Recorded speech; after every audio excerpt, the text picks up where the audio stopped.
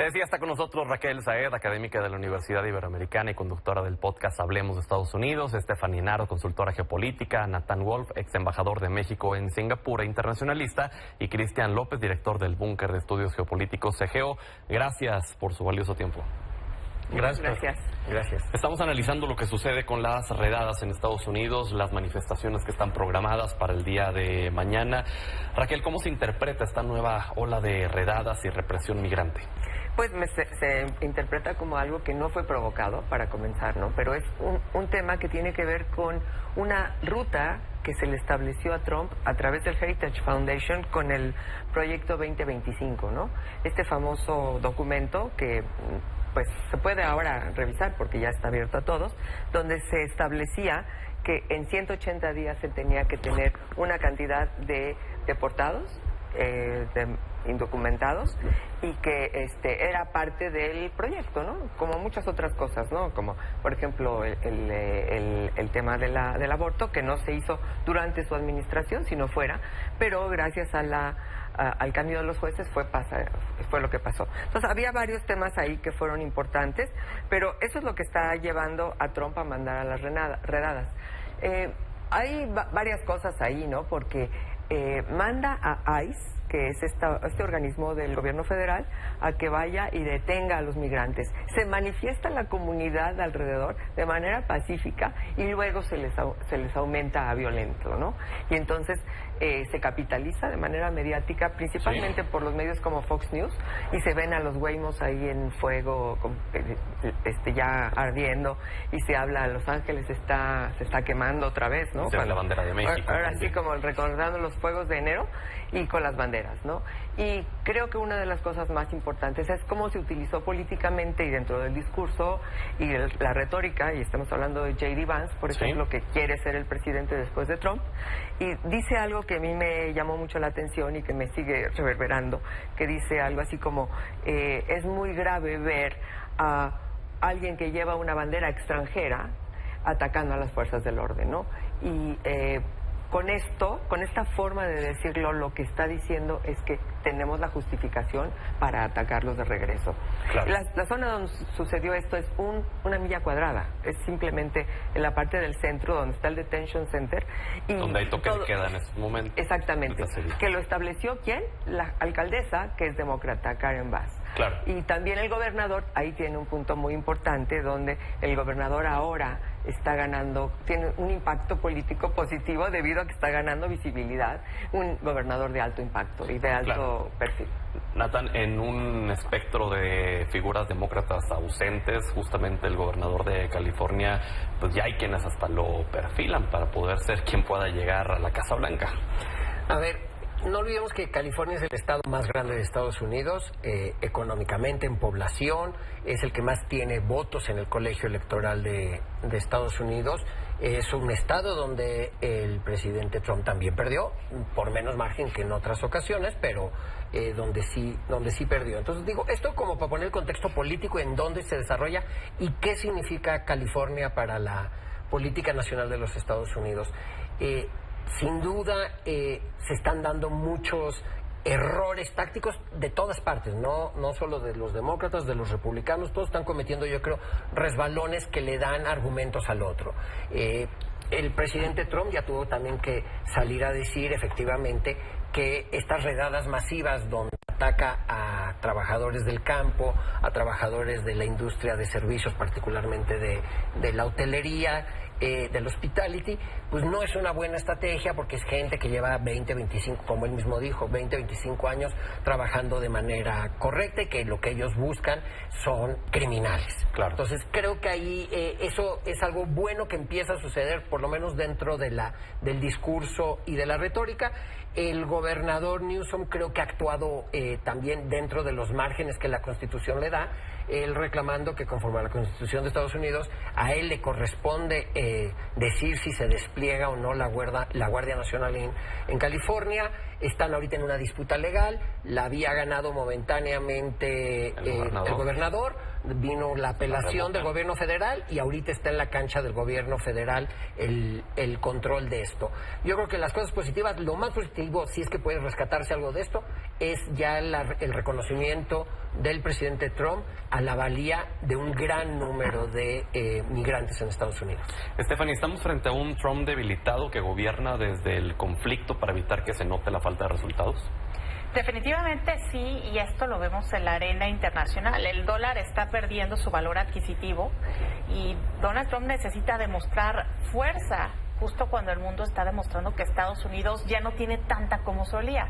Ahora, a esto súmale el factor de Elon Musk, que gobierna los algoritmos, gobierna la percepción y amenazó con hacer ver a Donald Trump débil. Entonces, claramente, esta fuerza es la nueva línea de Donald Trump y no es casualidad que el día de su cumpleaños quiera celebrarlo con un desfile militar. ¿Son fallas estructurales, Cristian? ¿No es falta de liderazgo, la falta de resultados de Trump? Llegamos a este punto, Pedro, porque desde que se firma el Tratado de Libre Comercio, la economía binacional cambia, la dinámica binacional cambia. Se vuelve aspiracional el cruzar Estados Unidos al sueño americano. Y me parece que llegamos a este punto porque desde los presidentes Bush, Clinton, Obama, Biden y Trump en su anterior administración, no logran con México sentarse a poner y firmar un acuerdo para ir legalizando a migrantes de manera paulatina. Yo creo que no puedes tener 10 años viviendo en un país y no puedas acceder a la ciudadanía, a la residencia. Llegamos a este punto porque venimos de 2 décadas y media de malos presidentes en cuanto a la relación bilateral, porque no han podido acordar más que en lo comercial, que es el dinero, pero no han podido llegar a un buen acuerdo en donde progresivamente se vayan legalizando a las personas que ya van haciendo en Estados Unidos, incluso a las que hayan migrado hace años. Y también, hace rato mencionabas lo que dijo Trump, de que vamos a legalizar a estos y a estos. Bueno, eso me parece correcto porque hay una necesidad de demanda de mano de obra. Y hasta en México se hace, por ejemplo, con las escuelas, ¿no? Métele a tu programa de estudios este perfil técnico o este perfil de ingeniería porque hay una demanda en el mercado laboral sobre esto. Ese me parece que puede ser un primer paso para llevar a que haya una regularización de trabajadores, por lo menos con una residencia, si ya no una ciudadanía de inmediato, pero sí que haya una residencia legal para que haya trabajos legales y no estemos en este tipo de conflictos. ¿Coincides o difieres, Raquel? Me parece que tendría yo muchas cosas que decir al respecto, pero creo que hay una cosa muy importante. Trump tiene a una persona que se llama Stephen Miller con él, que siempre se ha declarado en contra de los migrantes. No hay forma que nada de eso pueda suceder. Él no va a permitir ni que alguien que haya tenido 25 años ahí, que tenga hijos ya grandes en la universidad, que hayan nacido ahí, que él permita que eso suceda. Él se rodeó de todas estas personas para precisamente llevar a cabo esta agenda que tiene antimigrante, que la tiene desde el 2016. No es, o sea, a mí no se me olvida, lo tengo en mis oídos todavía, cuando dijo, es que los mexicanos son violadores. Sigo hasta ahorita pensando que él no tiene otra visión más que esa, y que ha capitalizado con sus seguidores, diciéndoles, estos señores te están quitando tu trabajo, estos te están perjudicando en tus comunidades, se están mezclando con nosotros, estos son exactamente los que no queremos. Es cuando se sube Stephen Miller a la campaña de Trump, primero como alguien de bajo perfil, ahora es el Deputy Chief of Staff, que es como abajo del jefe de la oficina, y su cargo principal es el tema de migración. Hay muchos otros temas que yo los veo muy difícil que se pudiera lograr que Trump lo llevara a cabo, pero sí hay una cosa importante, y es que efectivamente sí cambió el discurso. Sí lo cambió, es decir, tal vez haya sido debido a la primera resolución judicial donde le dice, lo que estás haciendo es anticonstitucional, eso no se puede hacer, tienes que dejarlo de hacer, y entonces retira, le quitan el cargo de la Guardia Nacional, creo que ahora se los devolvieron a Trump, pero ya él traía otra retórica ayer en la noche, y lo que decía es, tenemos que tener sentido común y tenemos que reconocer que podríamos afectar a la economía y a la comunidad. Y bueno, eso es lo que estaban protestando. ¿De qué estaban protestando eso? Sino de la afectación que tenía la comunidad al llevarse a estos migrantes de regreso a donde hace mucho que no están, ¿no? Y además la forma de llevárselos sin siquiera revisar si son migrantes claro. o no, porque él emitió una orden ejecutiva en algún momento diciendo que todo el mundo tenía que andar cargando con sus papeles de nacionalidad o de legalidad o como se llamara, y pues no, la gente no anda con eso y se llevaron a quien sea. Y lo más grave, creo que de eso no hemos hablado aquí, es lo que sucedió ayer en la tarde cuando a un senador federal, es decir, a Alex Padilla, uno de los dos senadores de California, los dos son demócratas, pero él en particular estaba en las oficinas del FBI y estaba ahí Kristi Noem, que es la encargada de Homeland Security, y ella estaba dando toda su explicación, y entonces levanta la mano y quiero decir una pregunta, y le dicen, no puedes hacerla, porque ella se sintió que la estaba interrumpiendo, lo esposaron, se lo llevaron, lo sometieron y todo. Además está filmado, o sea, todo está... Que luego él dijo que si esto le pasaba a un senador, ¿qué le podía esperar a la ciudadanía? Sí, y lo dice en inglés y en español. O sea, como para decir, miren, vean lo que está pasando. Entonces, claro. Él habló, bueno, el gobernador más que él, pero también él se refirió a protestar, pero de manera pacífica. Claro, que ahí la justificación, Natán, fue que no llevaba su PIN de seguridad y que por eso no lo identificaron. Y que no lo reconocieron. Luego ella salió, la secretaria Noem salió a pedir disculpas al respecto. Creo que todas estas cosas que... el contexto general es malo, todo lo que ha sucedido en los últimos días, pero creo que empiezan a salir cosas buenas. El cambio del discurso del presidente Trump creo que es positivo. Cuando se habla de una regularización del sistema de migración de Estados Unidos, es algo que han pedido, ahora sí que todos los gobiernos mexicanos, a gobiernos de todos los colores también, bueno, demócratas y republicanos en Estados Unidos. Por unas u otras razones nunca se ha concretado. Existe el reconocimiento de que el sistema migratorio en Estados Unidos está sobrepasado, ellos mismos lo reconocen. En mi opinión personal, y más allá de todo lo malo, creo que si en algún momento pudiera haber realmente una reforma migratoria, sería más fácil con un gobierno republicano, porque muy probablemente un gran número de demócratas apoyarían eso, lo cual no sucedería si es propuesto por demócratas. Por demócratas. Difícilmente un gobierno, o sea, los republicanos lo apoyarían. Entonces creo que ese también son cosas que iremos viendo, y que el peso de las cosas hacen que cambies el discurso. O sea, la economía del país depende en muchos sectores de trabajadores que claro. no son delincuentes y que van allá por motivos muy distintos a trabajar en los empleos que les ofrecen. Las movilizaciones del día de mañana, que se espera sean masivas, ¿crees que realmente puedan llegar a contribuir a reforzar este cambio de discurso y que puedan presionar para que cambien las cosas o no?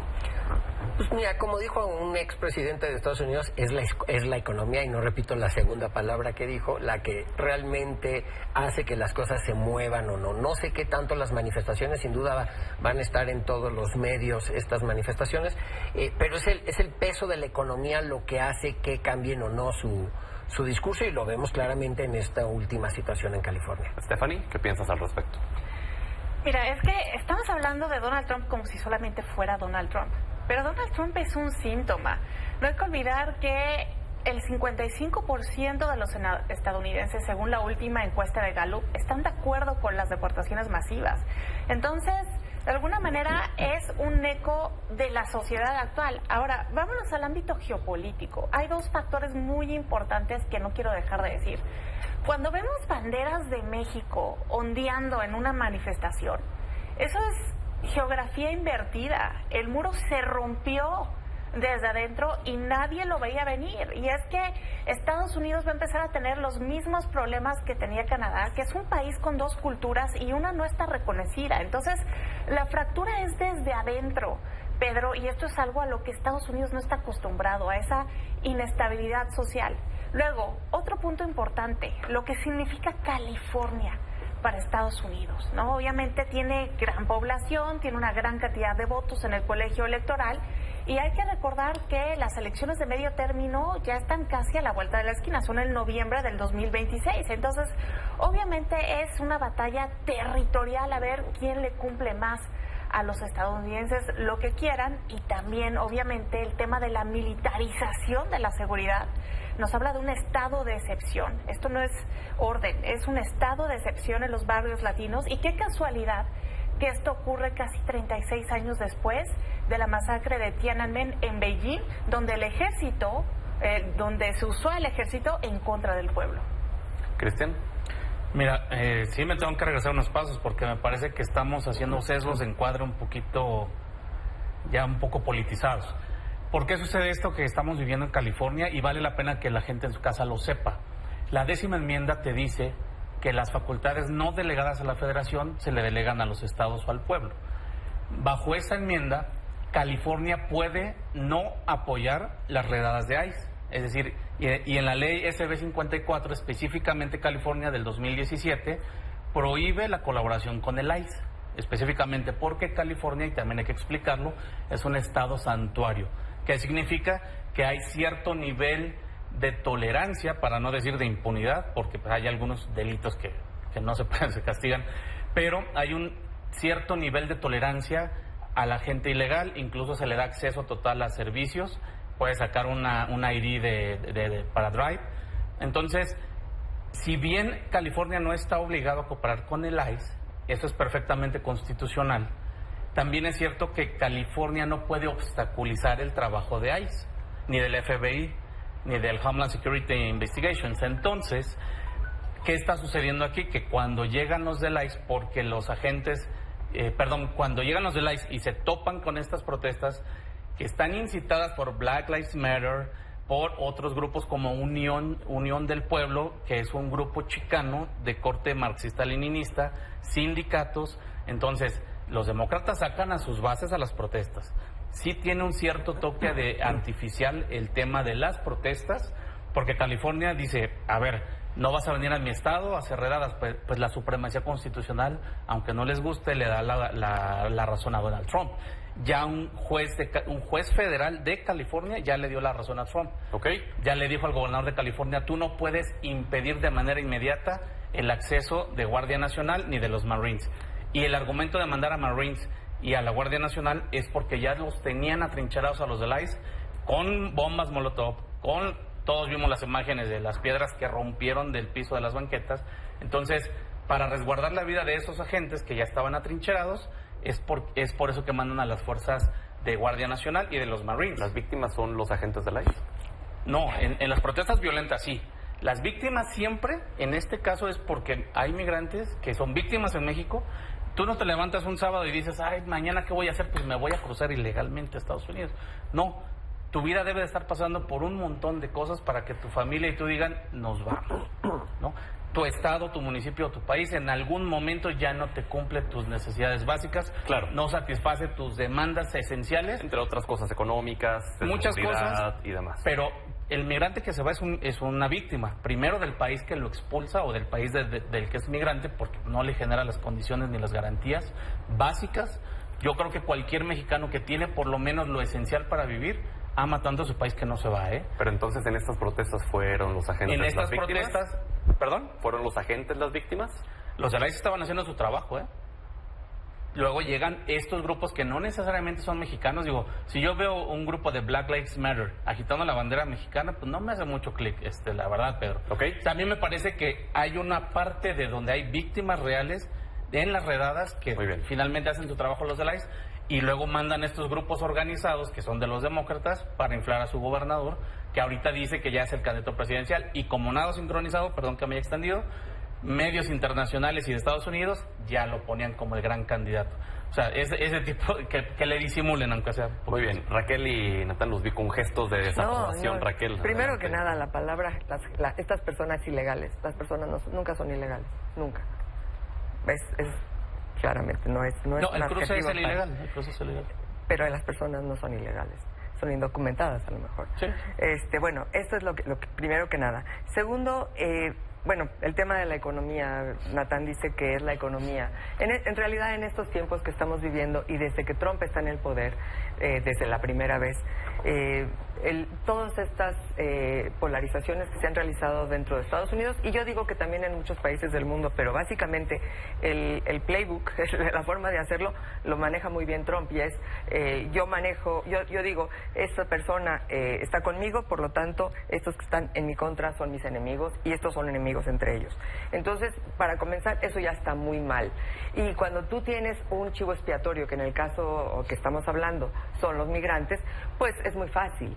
Entonces, este discurso que Trump ha estado haciendo, sobre todo lo hizo ayer, me parece, que decía vamos a tener un precioso desfile y no sé qué, y luego se fue contra California diciendo que en California está pasando una cosa tremenda y entonces California, si yo no hubiera intervenido, California hubiera estado ardiendo todo el estado, ¿no? ¿Sí? Y cosas así. Eso sí lo dijo. Entonces, todo esto, más que la economía, yo sí creo que hay un discurso, y el discurso mediático afecta mucho las relaciones y afecta mucho incluso adentro de las comunidades. Ahora, con respecto a lo que vimos, yo no estoy de acuerdo con que ICE sea la víctima. La forma en que ellos entraron y estaban atacando a migrantes que estaban saliendo de la iglesia o que estaban saliendo del servicio médico o de las escuelas. Hay gente que ni siquiera fue a sus graduaciones por miedo a que los fueran a detener ahí, a sus propias graduaciones, niños que habían a lo mejor nacido dentro de Estados Unidos, porque no discriminaron entre eso. La forma en que hicieron el profile o el perfil es por cómo se veían, es decir, su imagen, y ahí hay un elemento enorme de racismo, porque es cómo te ves y cómo creo que debo de actuar. Hay un reporte del New York Times, por cierto, que se metieron, como se llaman en periodismo, embedded, dentro de los que estaban haciendo, dentro de la gente de ICE, y cómo llevaban a cabo las redadas en lugares no tan grandes como California, y no discriminan. De hecho, vengo por que sí cometió un acto criminal, pero está el de junto, porque no encontré al criminal, llevan a la persona equivocada, ni siquiera siguen un perfil. Entonces, eso me parece que está muy mal. Creo que el tema de la polarización y de los discursos ha hecho que incluso las fuerzas del orden no sepan cómo llevar a cabo esto. Y bueno, una cosa más que me parece muy importante, el mismo discurso enciende a las masas que son el núcleo duro de Trump, es decir, estas personas que nunca van a cambiar su preferencia por Trump.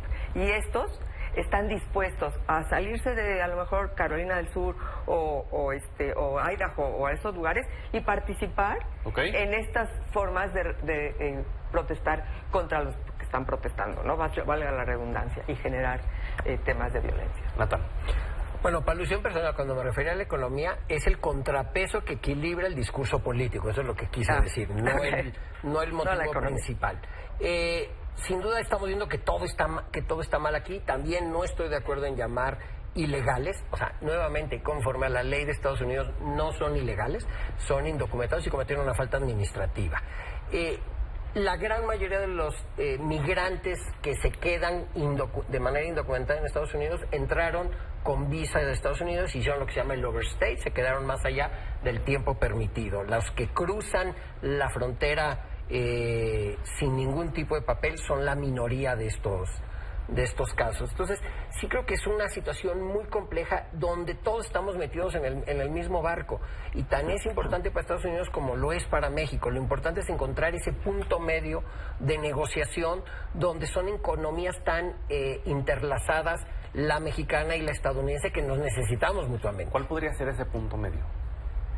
Aquí sí yo creo que es ser pragmáticos, y ahora sí, ahí sí que la economía sea el punto que mueva. Es en beneficio de todos que haya una reforma migratoria, les beneficia a ellos, porque también efectivamente metes conforme a tus leyes en cintura a esas gentes. Claro, que dijo la presidenta Sheinbaum que va a enseñarle a Donald Trump el valor económico que tienen los migrantes en Estados Unidos. No, a ver, sin duda alguna, y si fueran los mexicanos en Estados Unidos fueran un país independiente, estarían entre las economías más grandes del mundo, solo ellos, hasta por su consumo personal. Se hablan de muchas cosas, que si los impuestos, pues en el día a día pagan, o sea, pagan el impuesto sobre las ventas, pagan impuestos cuando consumen, cuando rentan y demás. A lo que voy es importante para todos tener un sistema legal realmente bueno y en beneficio de, o sea, una reforma migratoria no es para beneficiar a México, una reforma migratoria es para beneficiar a la población, llámese de cualquier lado de la frontera, porque sí es cierto que es una realidad que lo necesitan. Si no, no hubiera también cambiado su discurso el presidente Trump anoche. Claro, Stephanie. Es importante ver cómo se está perfilando a México en este conflicto, ¿no? Ya hacen eco las voces de Elon Musk, o de otros partidarios republicanos que dicen que pues es bastante perturbador ver la bandera mexicana ahí y que es casi como una invasión. Y esto va de la mano con cómo nos ha perfilado esta administración. México no está en la mente de los estadounidenses como el primer socio comercial. Está como el enemigo, como el de los cárteles. Entonces no creo que esto vaya a abonar una buena relación bilateral, sobre todo cuando estamos pasando por un momento tan tenso, ¿no? ¿Y dónde se intersectan estas visiones de los gobiernos? En cuestiones desafortunadas, porque el gobierno de Estados Unidos no está viendo migrantes, está viendo amenazas. Y México no está viendo ciudadanos, está viendo remesas. Y aquí es la gran incógnita si la doctrina Calimán resultará mejor que la Estrada. Cristian. Los migrantes se quedaron atrapados en la narrativa entre dos facciones que están luchando por el poder en Estados Unidos. O sea, los demócratas están sacando renta política de esto definitivamente. Un gobernador que viene de un escándalo enorme con el tema de los incendios, toda su negligencia a la hora de gobernar, pues ahorita esto lo está usando a su favor. Él cree que ya es candidato presidencial, me parece que está muy lejos de eso todavía. La postura de México, ¿cómo te ha parecido respecto a estas redadas? Normalmente México hace declaraciones sobre el manual, por lo cual no hay forma de equivocarse mucho. No sé si un poco tibia, pero saben que hay muchas cosas en juego aparte de este tema que acaba de explotar. Okay. Es un tema que detonó prácticamente de la nada. O sea, no se esperaba esas redadas así de súbito y las protestas, pero sabemos que hay temas de narcotráfico, temas de políticos que ya pidieron, en este mismo contexto acaban de pedir que activen eso, ¿no? Entonces, me parece que también hay que quitarnos ya un poco la fascinación de estarle pegando a Trump. Lleva 900,000 deportaciones contra las 3.2 millones de Obama. Hay que evaluar eso. Nos queda un minuto pero para despedir. 140 días. Y quisiera terminar justo con lo que le pregunté a Cristian, la respuesta de México ante toda esta situación. Nos queda un minuto, entonces muy breve, por favor, Raquel. Bueno, la respuesta de México va a ser interesante verla cuando la presidenta vaya a Canadá la próxima semana a la reunión de G7. Es correcto, ¿no? En unos días, ya, sí. Este fin de semana. Y invitada por el primer ministro de Canadá, el nuevo primer ministro de Canadá, en esta forma de ver, de invitarla, porque México no pertenece al G7. Claro. Entonces, ¿cómo va a presentarse ahí? No tiene mucho que decir, pero va a tener la reunión con Trump.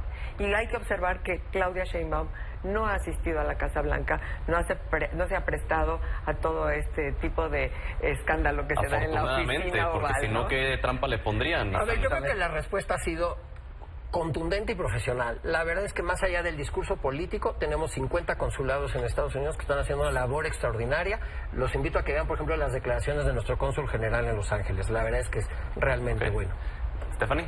Me parece que podríamos ir más allá. No se ha condenado el despliegue de la Guardia Nacional en contra de ciudadanos de ese país. Ese me parece un error estratégico de la doctrina Calimán. Y también otra cosa, ¿no? Cuando tus ciudadanos protestan y guardan silencio, pues ya estás del otro lado del muro. Un último comentario, Cristian. Yo no creo que la presidenta tenga que salir a condenar nada ni a pelearse con nadie. Que tome lo que más necesita Estados Unidos, que negocie con base en eso y que le saque 5 millones de regularizaciones para ciudadanos. Se va a apuntar el logro de su vida y de su sexenio, pero que se ponga a negociar. Ya no ataques, ya no contestar, dimes y diretes, a negociar, y estoy seguro que si encuentra el punto clave, le saca 5 o 7 millones de regularizaciones. Gracias, qué honor de verdad haberlos tenido con nosotros. Gracias. Muchísimas gracias. Gracias.